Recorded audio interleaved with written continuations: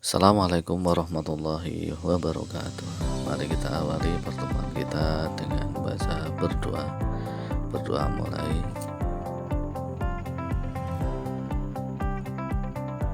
Amin. Semoga kita diberikan kelancaran dan kepahaman tentang pembahasan kita pada pertemuan kali ini.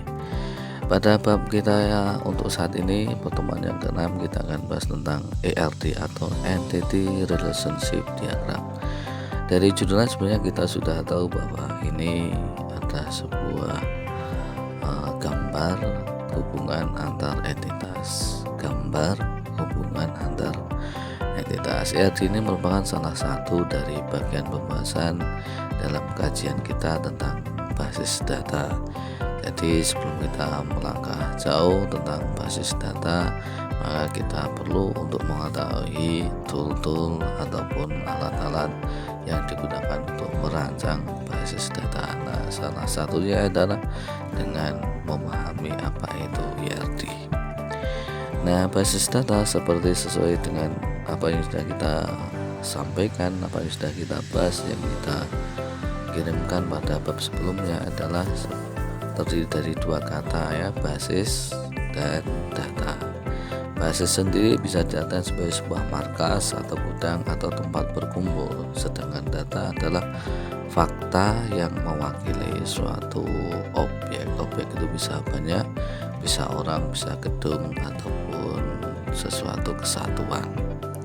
Nah, basis data maka merupakan sebuah kumpulan data, artinya arsip yang saling berhubungan, yang diorganisasikan, dikelola sedemikian rupa agar kelak dapat dimanfaatkan kembali dengan cara cepat dan mudah. Karena tujuan utama dari basis data adalah mengurangi terjadinya redundancy ataupun pengulangan data yang tidak perlu, sehingga data yang masuk, yang disimpan maka adalah data-data yang tidak terjadi pengulangan, sehingga memorinya menjadi semakin sedikit dan menjadi lebih efisien. Nah, data itu kemudian juga saling berhubungan, sehingga basis data merupakan sebuah kumpulan data yang saling berhubungan, yang disimpan secara bersama-sama dan tanpa pengulangan atau redundancy tadi atau penumpukan, untuk memenuhi berbagai kebutuhan sesuai dengan apa yang dituju atau sebagai goal atau sebagai fokus dari sistem informasi yang akan kita buat. Kemudian basis data juga tersimpan, artinya dia disimpan dalam sebuah file, sebuah memori, media penyimpanan elektronik. Nah, tujuan basis data, prinsip utama basis data adalah pengaturan data atau kearsipan. Maka dengan disusunnya sebuah basis data atau markas data atau kumpulan data yang terpusat, maka diharapkan nanti ketika kita menginginkan data tersebut maka akan semakin lebih cepat. Artinya basis data ini dapat menyimpan data, melakukan perubahan, manipulasi terhadap data atau menampilkan kembali data tersebut secara lebih cepat dan mudah. Ketika data ini kemudian dirubah, maka bagian lain juga akan menerima perubahan yang sama, sehingga satu data terpusat ketika diambil oleh banyak entitas, banyak bagian, maka dia akan menerima update yang terbaru. Yang kedua, tujuan basis adalah melakukan efisiensi penyimpanan, yaitu ketika ruang penyimpanan pada komputer maka dapat dengan mudah untuk dilakukan pengkodian, membuat relasi antar kelompok dan saling berhubungan. Keakuratan, pengkodian atau pembentukan relasi antar kelompok data bersama dengan penerapan aturan dan batasan. Karena ketika suatu entitas itu kemudian disusun dalam basis data dan dia memiliki keunikan, maka dia akan semakin akurat. Kemudian ketersediaan, data yang berada di suatu basis data dapat juga diakses dari berbagai tempat, karena sekali lagi kita menggunakan sistem komputerisasi, sehingga ketika dia diakses dari manapun maka dia akan mendapatkan data yang sama ketika dia diakses dari tempat yang lain. Kemudian kelengkapan, bisa jadi saat ini dianggap sudah lengkap, tapi belum tentu pada suatu saat dianggap lengkap, sehingga akan mungkin lagi untuk adanya update yang terbaru. Selain itu juga security tentang keamanannya dan bagaimana cara memenuhi ataupun share-nya ataupun membaginya kepada multi user untuk pengguna-pengguna yang contoh kecil itu misalkan seperti basis data dalam CPS, maka penggunanya ada mahasiswa, ada dosen, ada pegawai. Nah, ketika suatu data itu kemudian diinputkan, maka perubahan itu akan diterima juga oleh user yang lain, mahasiswa, pegawai, dan dosen misalkan. Kemudian lebih secure atau lebih aman karena dia terpusat.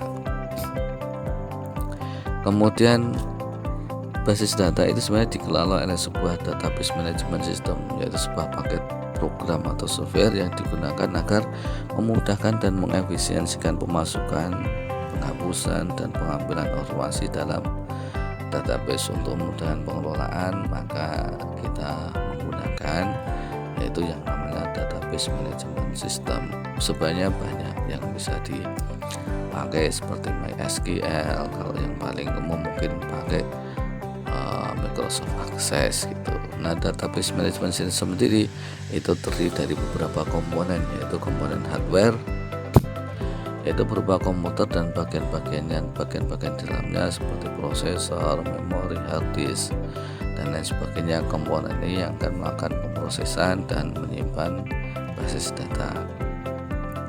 Kemudian basis data itu sendiri sebagai sebuah software, sebagai sebuah DBMS, memiliki penataan ya melalui pengelolaan, memiliki menu-menu ataupun alat-alat yang digunakan untuk mengelola objek basis data. Kemudian software, perangkat lunak inilah yang akan menentukan bagaimana data diolah, disimpan, kemudian diubah, diambil, dan juga menerapkan mekanisme untuk keamanan data, pemakaian data secara bersamaan. Kemudian user dibagi menjadi 3, pengguna akhir atau end user, pemrograman aplikasi ini yang membuat program aplikasi database-nya, dan administrator database atau yang mengelola, mengadmini basis data tersebut. Nah, ketika kita menyusun sebuah basis data, maka untuk menghilangkan redundancy atau penumpukan, maka perlu untuk kita melakukan tahapan-tahapan perancangan, yaitu menentukan entitasnya, atributnya, dan relationship-nya seperti itu. Nah, setiap entitas itu juga tentu saja memiliki hubungan, sehingga dibuatlah atau dimunculkanlah bagan atau diagram hubungan antar entitas, yaitu satu model data konseptual dalam perancangan basis data. RD ini menunjukkan hubungan antar entitas, sehingga dalam RD itu ada entitas atau objek, atribut atau karakter dari entitas tersebut, dan relationship atau hubungan antar entitasnya. Simbol dari ERD ini ada persegi panjang, ini menyatakan himpunan atau entitasnya, kemudian bulat atau lingkaran atau elip ini menyatakan atribut, sehingga setiap entitas itu pasti punya atribut. Misalkan entitas mahasiswa, maka dia punya NIM, punya nama, punya jurusan, dan lain sebagainya.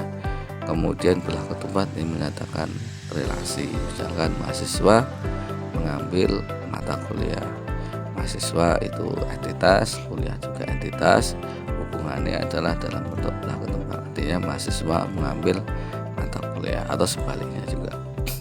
Nah, garis ini menunjukkan hubungan antar himpunan relasi dengan himpunan entitas.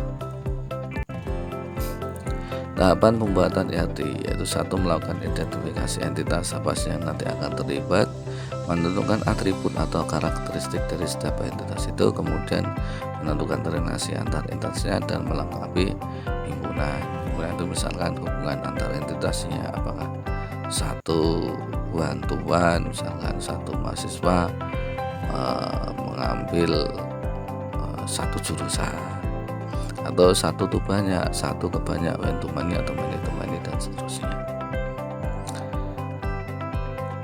Kemudian contoh ini ya, ini contoh pegawai, N itu banyak, bekerja, ada banyak pegawai bekerja di satu departemen, ini entitas. Kemudian ini relasi, kemudian ini entitas. Contoh lain, ini universitas, satu universitas dipimpin oleh satu rektor, ini 1 to 1. Dosen mengepalai satu jurusan. Nah, di samping ini adalah atribut-atributnya.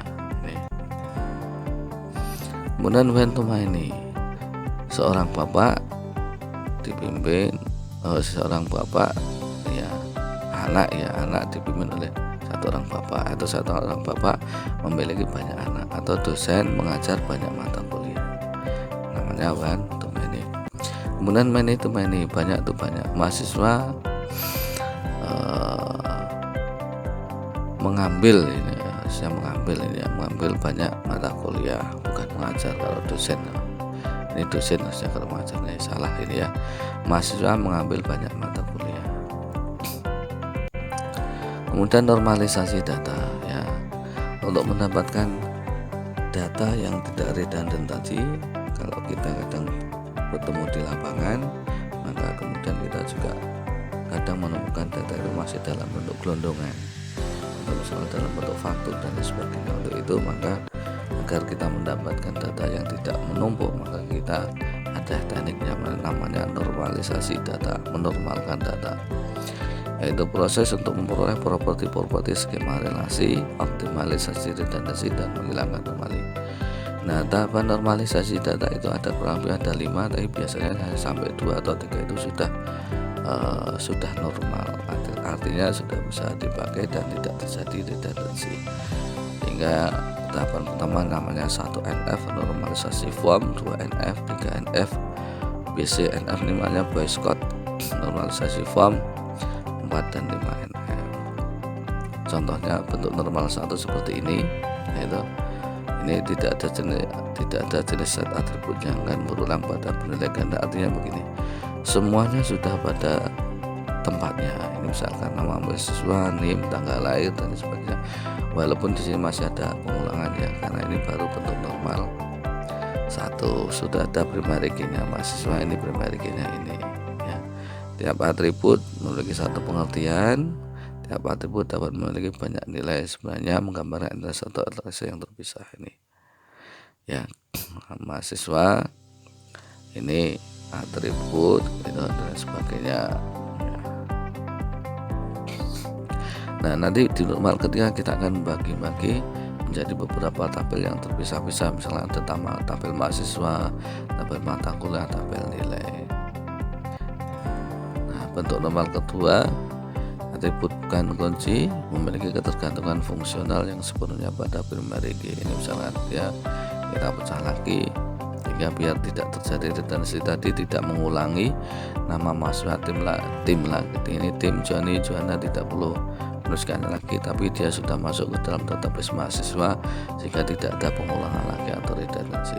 Termasuk juga untuk yang mata kuliah dan nilai.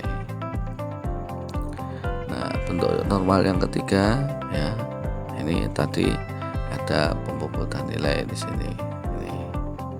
Ini ada tambahan ini, sehingga sudah bisa terpisah, sehingga terbentuk 3 entitas, yaitu entitas mahasiswa, entitas nilai, dan entitas bobot dan entitas nilai. Seperti itu. Untuk lebih kompleksnya Anda bisa baca di materi yang sudah kita bagikan di bahan ajar yang bisa Anda download di Sepada Sekilas. Seperti itu, semoga bermanfaat. Assalamualaikum